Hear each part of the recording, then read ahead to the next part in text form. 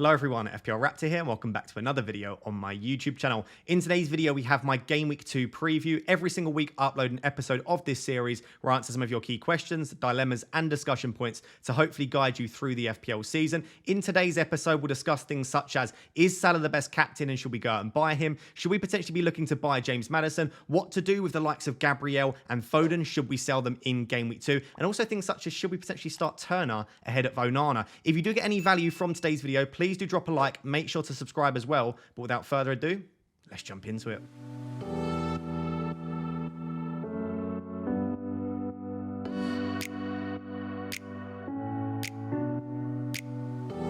Before we jump into the video, can I just ask you to do one thing for me? Please do consider subscribing if you get absolutely any value from today's video. I do really appreciate the support. It's completely free for you to do, but it really, really does help me out. So if you get any value from today and you want help being guided through the FPL season, do consider subscribing. But before we even look at any of the stuff for Game Week 2 and I try and help you with your decisions, I just want to discuss the value of Game Week 1, because all we have to go off so far this season, of course, is Game Week 1, but that isn't the only information we have. We have the entirety of pre-season, which isn't necessarily the most valuable thing, but it does give us a slightly larger sample size. And we also have the entirety of last season as well. And I know what you might be thinking, well, there are new managers, there are new players, there are new tactics as well. So maybe Game Week 1 is the thing that we should be using to drive our decision making, and maybe it is, but I would just say don't necessarily over rely on it too much, because let's take Manchester United as an example. Absolute stinker against Wolves. I'm a Manchester United fan. It was a shocking performance, and I'll be honest, I was looking at my Man United players and thinking, I don't want them in my team, but it's one game week. Manchester United may have just genuinely just dropped a stinker. Game week 2 and 3, they may look absolutely brilliant. They may absolutely batter Spurs, which could potentially happen, and then look really, really good against Forest, and all of a sudden we want Manchester United players in our team. Equally, like Aston Villa versus Newcastle, I'm not really sure what to take from that game. Newcastle were fantastic. I don't actually think Villa were that bad, so I wouldn't necessarily go out and sell your Villa assets and purchase triple Newcastle, because we don't know that every single game will go that way. And the other thing you need to take into account is game state as well. If a team scores early, it completely changes the outlook of the game. If a team starts slowly and the crowd gets on the side of the home team, then again, that completely changes the game as well. So one game week, one single game for a sample size just isn't big enough to make too many meaningful decisions and make too many meaningful conclusions as well. So I would just be a little bit careful on over-relying on Game Week 1 and suddenly making rage transfers and ripping your team up just based on that one game week's worth of data. But of course, throughout today, I will be talking a lot about Game Week 1 because that is the most recent information that we have. It is important, just don't overemphasize the value of it. For this first section, what I've got is the projected points from Game Week 2 to Game Week 6 according to Fantasy Football Hub. Every single game week preview will update this with a 5-game sample size for the future and just look at which players, according to the algorithm, are predicted to do very well. Just because it would take too long, I'm not going to go through every single player, but I just wanted to emphasize a few players that are potentially quite interesting. Rashford and Fernandes continue to be really high up on the list because, again, what have we learned from Game Week 1 that we didn't already know? Rashford and Fernandes put up really good data. Manchester United are a decent team. Yes, they dropped an absolute stinker, but we wouldn't necessarily expect that every single week. So until we get a slightly bigger sample size, and if Manchester United continue to perform poorly, of course, we look at selling them. But for now, I still feel like Rashford and Fernandes are absolutely fine options. And as you can see here, predicted to get the 3rd and 4th most points over the next 5 game weeks. Jackson has actually made his way from the bottom of the top 20 all the way up into 5th, and it's just because the fixtures are so good from Game Week 2 to Game Week 6 for Chelsea. And as we'll discuss at the end of the video when we take a look at a wildcard team, I think Jackson is arguably the second best forward in FPL at the moment after Haaland. Just based on the fixtures, decent expected minutes, he could potentially still be on pens. And I just think that Chelsea are going to be a really, really good team this season, especially with the signings of Caicedo and probably Lavia too. Chelsea are probably going to be a force to be reckoned with as long as they can keep Chilwell and Reece James fit. Maddison is a player that I really want in my team. I feel like I really should have started with him. Of course, a lot of people feel like that. And we will discuss him later in the video in a little bit more detail. But definitely a player that would be high up on my transfer priorities in the coming game weeks. All 4 of my favoured £6.5 million midfielders are on this list in Mbeumo, Eze, Matoma, and Diaby, and they are in that order for projected points. I would still agree that I think Mbeumo is the best 6.5. Decent data, really nice fixtures from Game Week 2 to Game Week 6 for Brentford. He is on penalties confirmed in Game Week 1, and I still feel like Mbeumo will continue to get chances. Whether he converts them or not, he is a little bit wasteful, but I still feel like he is the best 6.5 for me. Diaby did look excellent in Game Week 1, but as we just spoke about, you don't want to overemphasize the importance of Game Week 1, but Watkins and Diaby's link-up play looked absolutely brilliant, and I feel like in any other game, not playing against an absolutely rampant Newcastle, they could have done a lot better, and they had other chances to score too. I can't wait to see Diaby play against the likes of Everton and Burnley, and if he looks really good, I'll definitely be looking to bring Diaby into my team. And I still feel like Eze and Matoma are both great options. I wouldn't be looking to sell any of your 6.5s. I think you keep them for now and you potentially look to sell in a few weeks if you want to move them around or potentially upgrade them to the likes of a James Maddison. The only other player I wanted to discuss was Isak, who has snuck into the top 20. The fixtures still aren't great for Newcastle, but definitely something that I want to monitor, probably from Game Week 5 onwards. But Isak and Newcastle were exceptionally good in Game Week 1. Isak actually accumulated the highest XG of 1.35 in Game Week 1, which is exceptionally high. And second place, you guessed it right probably, was Callum Wilson despite coming off the bench. So Isak and Wilson in 1 and 2 for XG in Game Week 1. Of course, like I said, that is only one game. We want to see how that develops, but it does probably look like Isak is first choice. And the other thing, having spoken to some Newcastle fans, they don't necessarily expect Isak and Wilson to start a whole lot of games together. So if Isak is first choice, he'll play most of the minutes as a number 9 rather than on the left. And maybe he'll come off early in a couple of games, but he should have accumulated enough chances by then, just due to the way that Newcastle attack. So I do like Isak. I'd even be considering Callum Wilson due to the penalties and him being so good when he comes off of the bench. But the fixtures just aren't there for now for me. Maybe let's consider it around Game Week 4, around Game Week 5, when the fixtures start to improve for Newcastle. We'll all probably be looking to get one of their attackers in our team. So guys, for this next section, I asked you over on Twitter to give me the list of players that you're potentially looking to sell for Game Week 2. And what I've tried to do is rank them and prioritize them based on whether I think you should sell them or whether I think, despite you guys wanting to sell them, you could potentially hold them just for a little bit longer. But before we jump into that list and discuss it in a little bit more detail, I just wanted to say a lot of content creators this week will drive home the point, and I am one of them definitely, that rolling a transfer is usually a decent option if you don't necessarily want to make a transfer and you don't need to. So let's say you look at your team and you think it looks really good and you don't need to make a transfer, then you should roll one, because next week you'll have another week's worth of information and 2 free transfers. And I myself am definitely looking at doing that. Money in the bank, 2 free transfers. And on top of that, this year, there is a really distinct fixture swing in Game Week 3 for Chelsea and for Spurs as well. So roll a transfer, have 2 free transfers to bring in the likes of Jackson and Maddison and James and Udogie. Of course, it looks really good. That being said, I don't necessarily think you should just listen to that blindly and roll a transfer if there is a transfer in mind that you think can gain you quite a few extra points in Game Week 2 and you really want to make. And the reason I say that is, yes, in Game Week 3 there is a fixture swing, but most of our teams, if it looks anything similar to mine or a lot of others, it probably looks perfect for Game Week 3. And there's a very good chance that you don't necessarily want to make a transfer in Game Week 3, or at least you don't want to make several of them. So let me just show you that as an example. Game Week 2, my team is okay. I could maybe use a transfer in a couple of places, bring in the likes of James for Saliba if I want to. I've got 2.5 in the bank. I could even look to bring in Jackson in one of the forward spots. But let's say I do roll the transfer to Game Week 3. This is the team for Game Week 3. Straight away you can see, according to Fantasy Football Hub, and you can get access to this, by the way, down below in the comments, I am rated at 100% for Game Week 3. It is essentially a perfect team on paper. There is absolutely nothing that I could do to make this team much better. You can see all of the fixtures are amazing. I've got Pickford against Wolves at home. I've got Estepinian, Chilwell and Saliba, all with really good home fixtures. The midfield 5 look amazing. I've got Fernandes and Rashford against Nottingham Forest at home. Saka and Martinelli against Fulham at home. Again, the list goes on. It's a perfect looking team. And I've even got on the bench Udogie against Bournemouth away. Yes, injuries could pop up in Game Week 2, and yes, I might want to bring in 1 or 2 extra Chelsea assets in Game Week 3 because they've got Luton at home. But this is just to say I don't necessarily need a transfer in Game Week 3 unless quite a few things crop up in Game Week 2. So what you could do instead is you could attack Game Week 2 with your 1 free transfer, bring in a player that you do genuinely think is good, maybe even move the James Maddison transfer forward a week, because in Game Week 3 there's a very good chance you don't need to make a transfer. And going into Game Week 4 is kind of a similar story. You can see my Game Week's rated at 100% again. I've got a perfectly good team, and I don't necessarily need to make a transfer, again, other than maybe bringing in some Spurs and Chelsea assets. But I think we maybe overemphasise the importance of rolling. And I just wanted to say, if you do have a transfer that you want to make this week, go ahead and make it. So with that in mind, maybe you could consider selling some of these players. I'm not going to go through every player in detail because that would take far too long. And I've got a tendency to ramble anyway. So I've just highlighted the 4 players that most of you were considering selling and that were mentioned the most over on Twitter. We'll start with Stones. Stones is the highest towards the sell, but that is only for one reason. And that is that I think if you're considering selling Stones, it's probably because you don't have Chilwell. And if you have the money in the bank to do it, because Chilwell was already risen, Stones looks like he's going to fall in price too. If you've got 0.5 in the bank or $1 million in the bank and you want to make this move, I still feel like Stones to Chilwell is worth the upgrade. And I have absolutely no issue with you making it this week. All I would say is, what have we learnt in Game Week 1? that is making you want to sell John Stones? Because I don't see anything. He had a minor injury, which is the reason that he missed game week 1. We still feel like he's probably their first choice for that inverted fullback role. City is still the best defence in the league as far as we know. We haven't got enough data to think of anything otherwise. They kept a clean sheet too. John Stones is still an exceptionally good asset in FPL. The only reason I would look at selling him is potentially to bring in Chilwell or maybe Reece James, but it would probably be Ben Chilwell for me.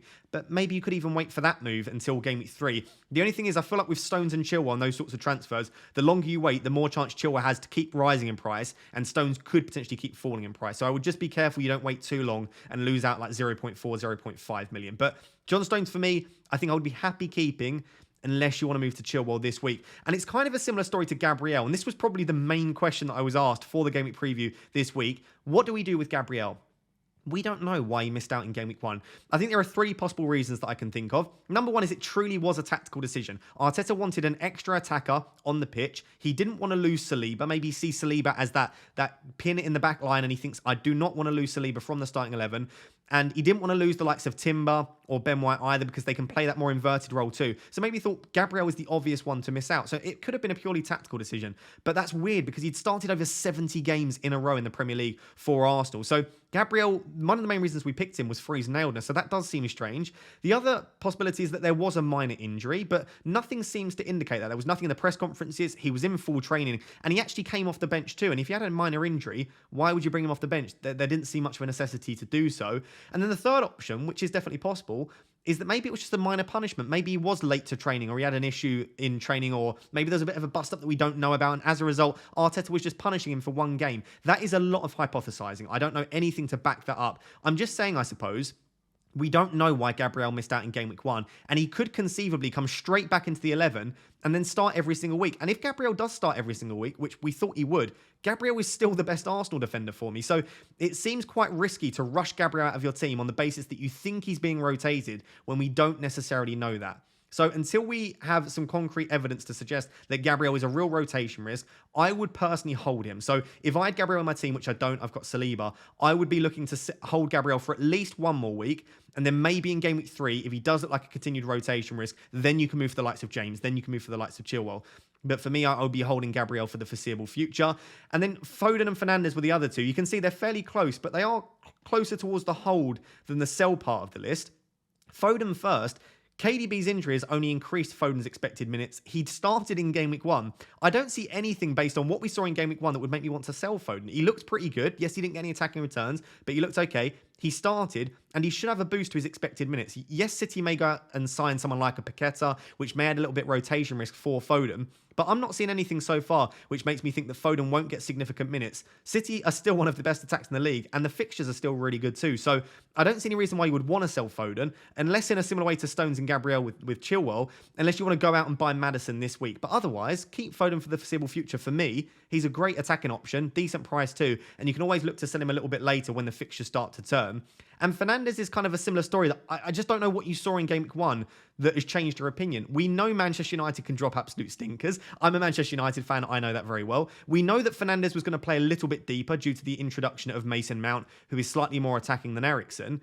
And yeah, that's pretty much it. We knew those two things anyway, so I don't see what you saw in game week 1 that would suddenly shock you and make you want to sell Fernandes, other than Manchester United just not looking great. But again, it's only a one-game sample size, and Fernandes still accumulated a really high XG. We're looking at about 0.6, expected assist, 0.6, 0.7. He was very creative, maybe slightly unlucky not to pick up any assists, and I still feel like he will pick up points too. So I didn't see anything in game week 1 personally for me that would make me want to sell Foden or Fernandes. And then maybe just the final player to discuss on this list is around Pickford.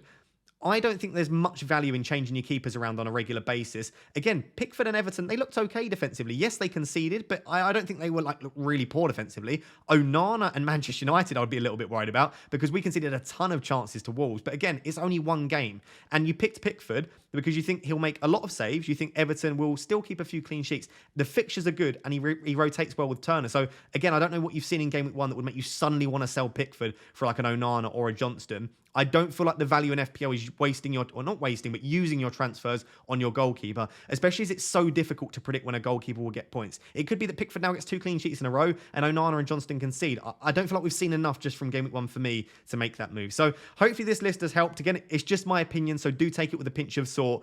But I would generally be looking to keep most of the players this week, unless it's someone like a De Bruyne, Timber, or Mings, because they have injuries. Outside of that, I'd look to maybe hold them a little bit longer, get an extra week of information, and then maybe make the move next week.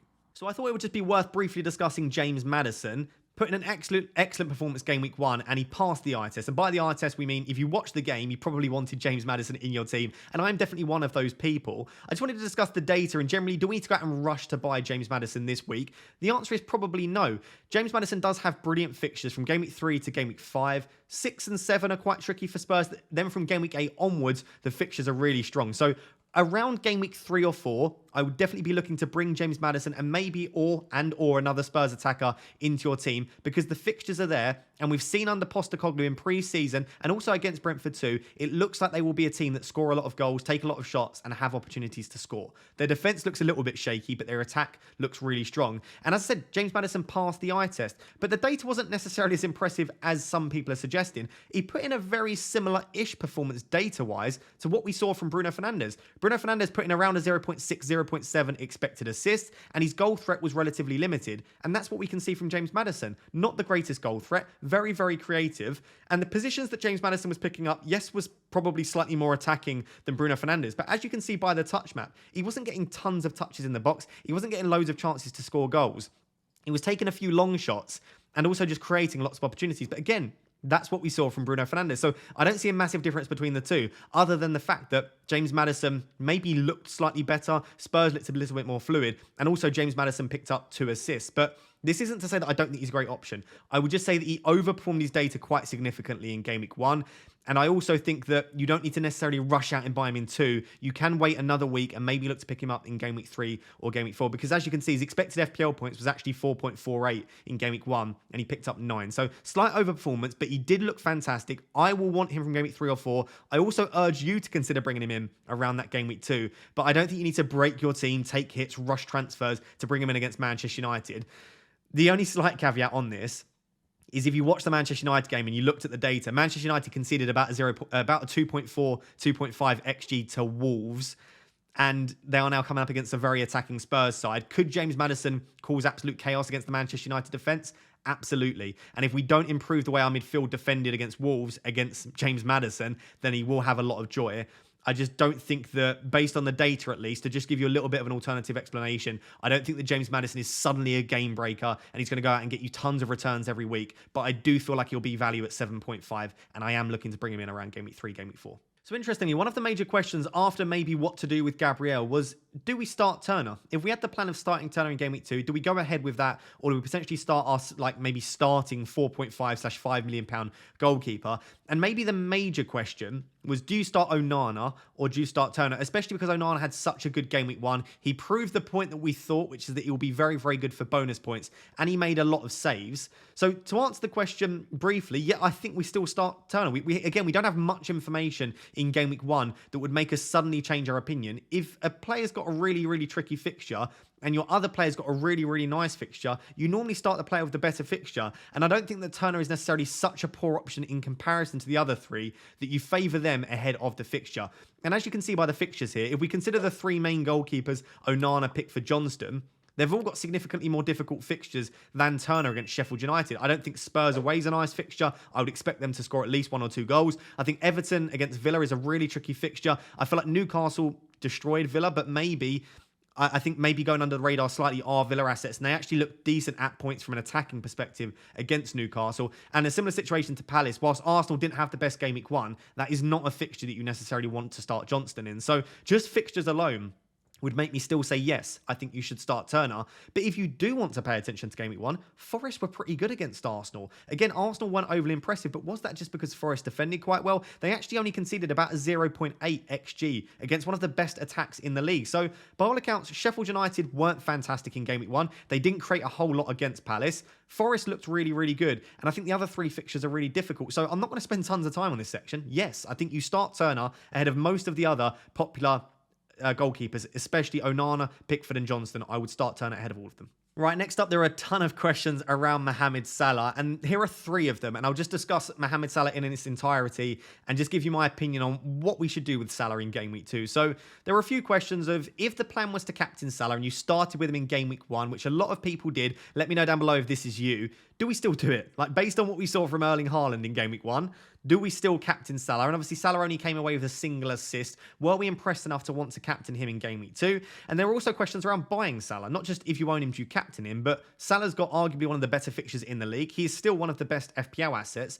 Is it worth buying Salah? And if so, do we have to captain him? And also, is it worth taking a hit for Salah? So let's start firstly. If you own Salah, do you captain him?